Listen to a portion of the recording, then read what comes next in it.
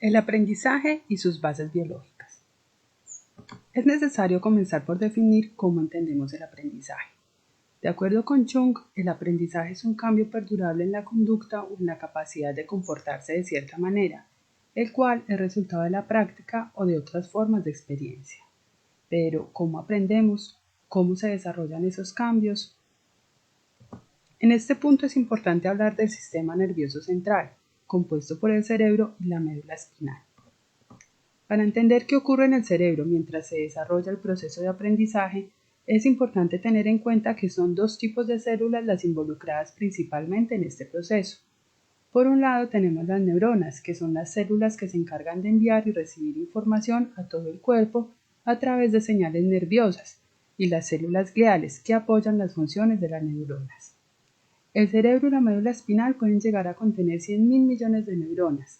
Entre las principales diferencias entre las neuronas y las otras células del cuerpo humano están que no se regeneran de la misma forma y que se comunican entre ellas a través de señales eléctricas. Las neuronas están compuestas por un cuerpo celular, miles de dendritas y un axón. La dendrita es la prolongación del tejido que recibe la información de otras células. Se parecen a pequeñas ramas o hilos que salen del cuerpo de la neurona. Por su parte, el axón es una trama larga de tejido y es la que envía mensajes a las otras células. Cada axón termina en una estructura ramificada, la cual se conecta con las dendritas. Esta conexión es la que se conoce como sinapsis. Es así como desde una perspectiva neurocientífica, el aprendizaje es un cambio en la receptividad de las células, provocado por las conexiones neuronales que se forman, fortalecen y conectan con otras a través del uso. Por otro lado, el cerebro humano es el órgano principal del sistema nervioso central. Se compone de un alto porcentaje de agua, 78% aproximadamente, grasa y proteínas. La corteza cerebral es la capa más externa, con pliegues y apariencia rugosa. Es lo que se conoce como materia gris. La corteza es el área central involucrada en el aprendizaje, la memoria y el procesamiento de la información sensorial.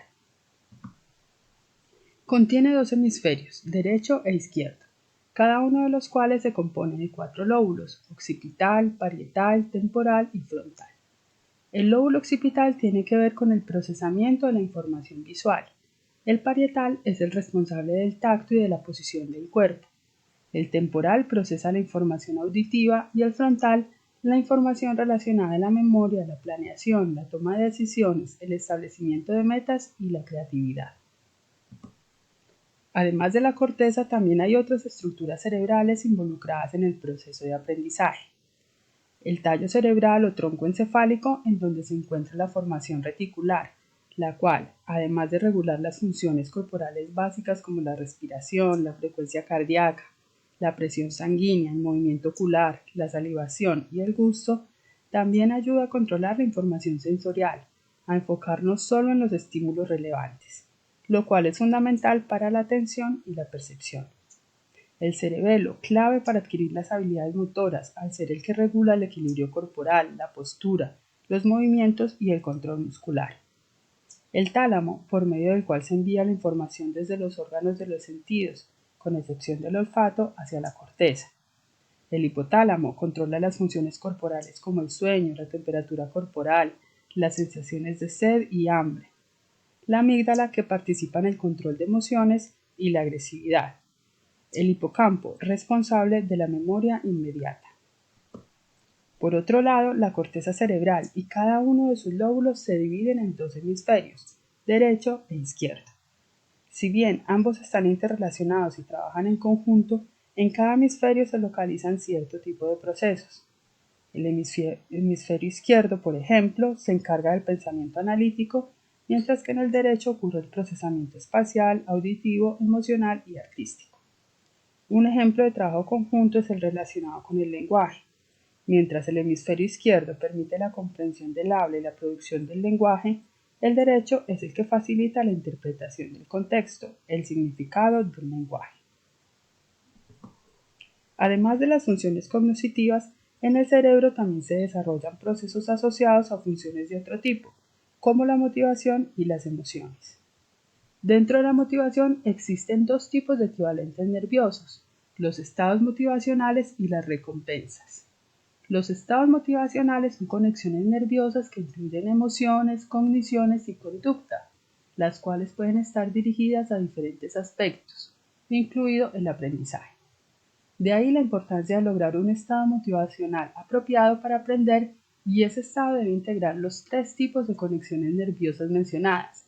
Si falta alguna, es muy probable que no se alcance el objetivo. Las recompensas, por su parte, tienen que ver con reforzar conductas positivas para propiciar que éstas se repitan en el futuro. La expectativa de una recompensa puede generar que se libere dopamina y que se experimenten sensaciones placenteras. ¿Cómo aprenden niños, adolescentes y adultos? Tomaremos como ejemplo el uso de aparatos tecnológicos. Los niños pequeños tienen muchas sinapsis, las cuales se van perdiendo a medida que van creciendo. A los 3 años, un niño tiene miles de millones de sinapsis más que una persona adulta.